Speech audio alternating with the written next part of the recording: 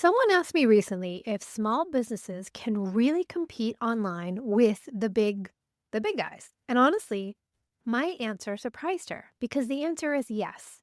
And it's not by doing what most people think. So today we're going to talk all about it. Welcome to Website Design Made Simple, the podcast for busy small business owners who want a high-performing website that converts and sells their offers, even while they're sleeping. Because you deserve to have a strategic and beautiful website that truly represents your brand and positions you as the expert that you are. I'm your host, Jenny B, web designer and creative director at Jenny B Designs, where we believe that your website is the one thing that makes you sales and builds your brand at the same time. Ready to say goodbye to a website that you're embarrassed to share? And hello to a money-making, personality-packed powerhouse? Let's head into today's episode. Hello, welcome back to the pod. I'm so excited you're here. I am talking about something that I have heard come up a few times recently, and I think it's something that a lot of us in the small business world feel, but don't always say out loud. Have you looked at a bigger competitor, someone who's a bigger small business than yourself, and thought, how am I supposed to compete with that? Maybe they have a bigger team, more visibility, they seem to be everywhere, or they just look like they have a more polished online presence. And you start to wonder if size is just the thing that determines who wins. Kind of like Amazon, it's the biggest thing out there, it's what people go to. I want you to know that's not how it works. And today I want to talk about exactly why, because I believe small businesses do not have to compete by being bigger. They can compete by being clearer, more personal, and easier to trust. And your website plays a huge role in all of that. I was recently featured in an interview with North of Boston Lifestyle by Jody Crowley, and it was such a fun conversation. I will link to it in the show notes. And we covered a lot of things that I'm going to talk about here today, like why your website matters more than social media, what makes people trust a smaller brand, and how to create a website that actually does something for your business. So, a lot of what we chatted about in the interview really sparked today's episode because I think it's an important and I want to expand on it and bring it here for you. So, let's get into it. The first thing I want to share is I want you to stop trying to look bigger than you are. And I have been guilty of this, and I know you might be as well. The thing is, big companies win on scale, and small businesses like ourselves, we win on connection. And this is actually a real advantage for us.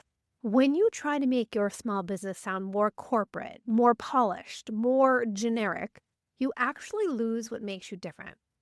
People aren't looking for the biggest business. They're looking for the ones that feel trustworthy, approachable, and clear. The one that feels like it actually gets them. And I think about this a lot when I'm building websites because this is where you have your first line of defense, right? This is where people come to learn about you. And this is also where we have that impulse to make everything sound very professional and formal. And I understand where that comes from. You want to be taken seriously, you want to look established. But when we strip out all the personality and warmth from your business and on your website, this shows up in your copy. We strip out the thing that would make someone choose you over the big guys. You don't need to sound like a large corporation. You need to sound like yourself. And this translates on your website when you are writing your copy, making sure that your website copy is personable and it speaks to your ideal client and it shares why you are the best fit for them. It doesn't have to have that corporate jargon and sound like you're a big box store competitor. You really want to sound personable. So the second thing that is important is your website is your competitive advantage. And I feel so strongly about this. If you are showing up on social media, you are essentially building a house on rented land. And we know this. You don't own social media. It can go away tomorrow. But more importantly, and I think more recently, we've seen these algorithms have changed. And we are not seeing everything that everyone posts. I will see like a quarter, if that, of the people that I follow their posts. And it's up to the platform to decide who sees what. But your website, it's that one place that you actually own and it works for you around the clock. I say this, it should be working for you 24/7 while you are sleeping, while you are picking up your kids, while you are taking that vacation. Your website is there answering questions, building trust, and guiding those right fit people towards working with you. And what I find that's really exciting about this for small businesses is that good website, it helps level that playing field. Someone can land on your website and decide within seconds if you are the right fit. This decision happens before they even talk to you. And it means that a small business with a clear and strategic website can absolutely outperform a bigger one that has a larger, confusing, outdated website. Size doesn't win in terms of your website, clarity does. So, along those lines, my point number 3 I want to share is that clarity is your biggest edge.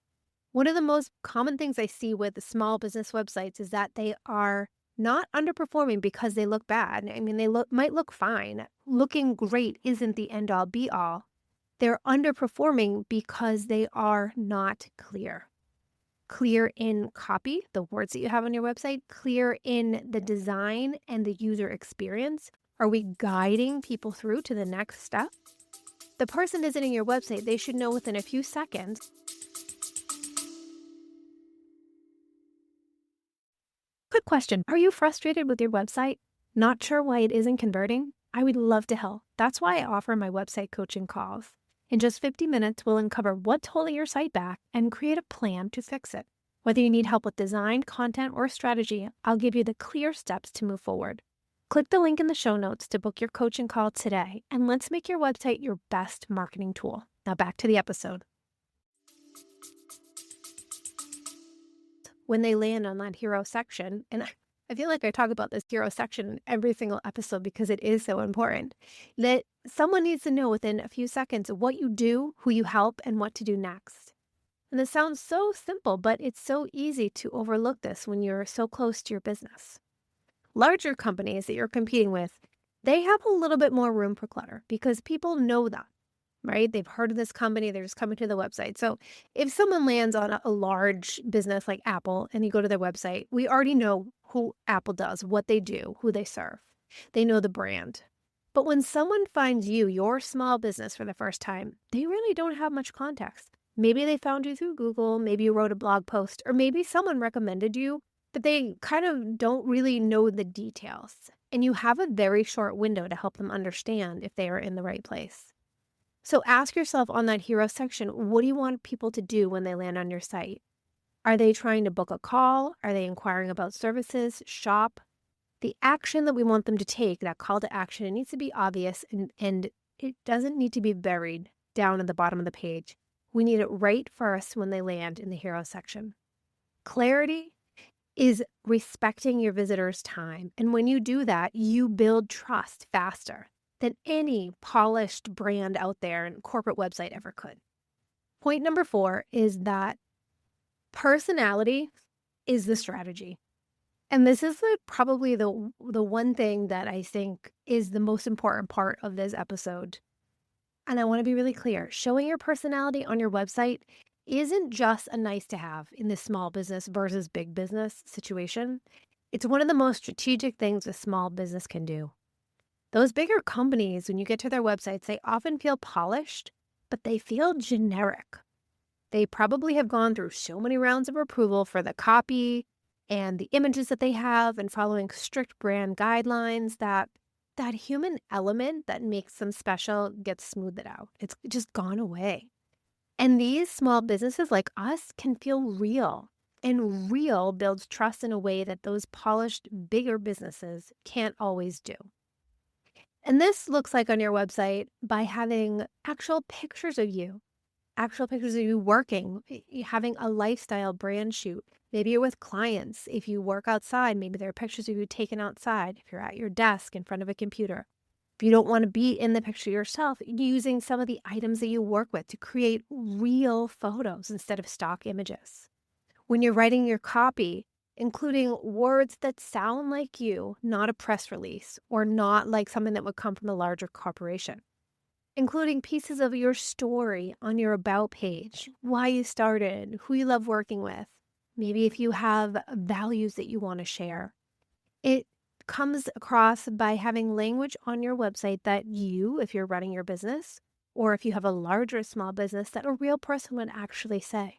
I work with a lot of small businesses who feel nervous about putting themselves out there on their website.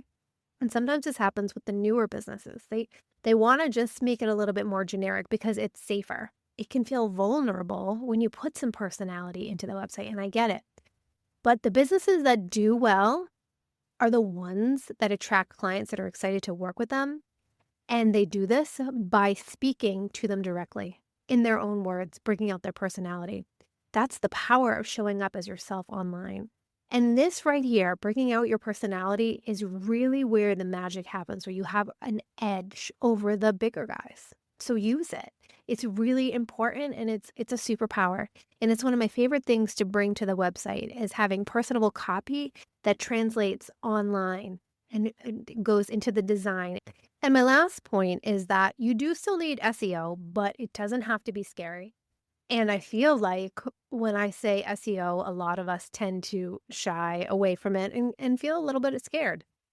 The thing to remember is that humans and robots, the computer, AI, whatever it is, we both want the same thing. We want your website to be clear, over clever. We want it to be easily navigating throughout the site, leading me to the next page and the next thing that you want me to do.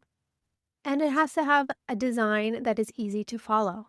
And those work for both humans and the AI robots. And you don't have to choose between being found through SEO, being searchable, and sounding human. You need to have them both. If you write in your natural voice, you are specific about who you serve and what you do, and you create content, blog posts that answer the questions your clients are actually asking, that is good SEO. It follows both best practices for humans and best practices for the bots, and they can go hand in hand. And this works really well for small businesses. Yes, we're not going to get the traffic that the big businesses get, but we are going to find traffic that will work for us and will attract an audience that is looking for someone who can solve the problem that they have, and that's what we can do. So here's what I want you to take away from today's episode. You don't have to be the biggest business in your space to have a website that works. You need a website that's clear about what you do, that feels like you, and that guides people towards the right next step. And it is findable by the people who are already looking for someone like what you do. Small businesses, we don't have to win by trying to look like the big ones. We win by being more specific, more personal, and more intentional. And this is something that I find so exciting about working with small business owners. There is just so much opportunity there. I love pulling all the pieces together. If you want to look at something on your own website, take a look at your homepage this week and ask yourself if a brand new visitor would know exactly what you do, how you help, and what to do next in the first 3 seconds of landing there. And if you want some support working through what's working on your website and what's not, this is exactly what I help people with. We can book a coaching call together, and in 50 minutes, we will go through your site. I can answer any questions that you have and share with you best ways to make your website a little bit more purposeful for you and to work a little bit better to attract more ideal clients and make you money. So I thank you so much for listening, and I will talk to you next time. And that wraps up another episode of Website Design Made Simple.